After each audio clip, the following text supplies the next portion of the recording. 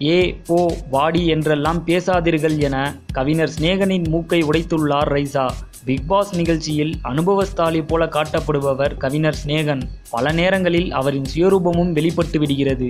அவ்வப்போது ஆறுதல் சொல்கிறேன், மகிழ்ச்சியை வெளிப்படுத்துகிறேன் என பிக் பாஸ் வீட்டில் உள்ள பெண் போட்டியாளர்களை கட்டிப்பிடிப்பதை வாடிக்கையாக கொண்டுள்ளார். ஜூலியும் சிநேகனும் செய்யும் அலப்பறைக்கு அளவே இல்லாமல் செல்கிறது. நேற்று முன்தினம் ஒளிபரப்பான எபிசோடில் பிக் பாஸ் வீட்டில் இருந்து வெளியேறிய நமிதாவை சிநேகன் 11 முறை கட்டிப்பிடித்து தடவினார். இது ரசிகர்களிடையே வெறுப்பை ஏற்படுத்தியது. அதோடு சக போட்டியாளர்களையும் கொஞ்சம் கூட மேடை நாகரிகம் இன்றி ஏய் போ வாடி போடி அவள் இவள் என ஏக வசனத்தில் பேசி வருகிறார். இந்த நிலையில் இன்று ஒளிபரப்பாகும் ப்ரோமோவில் சிநேகனின் மூக்கை உடைக்கிறார் ரைசா. இதுவரை வெறும் ஜால்ரா மட்டுமே போட்டு வந்த ரைசா இன்று சிநேகனிடம் என்னை ஏ போடி வாடி என கூப்பிடாதீர்கள் எனவும் கூறியுள்ளார். சினிமா மற்றும் அரசியல் செய்திகளை உடனுக்குடன் தெரிந்து கொள்ள subscribe to today cinema. Today cinema நேயர்களுக்கு நன்றி, வணக்கம். Please subscribe to today cinema.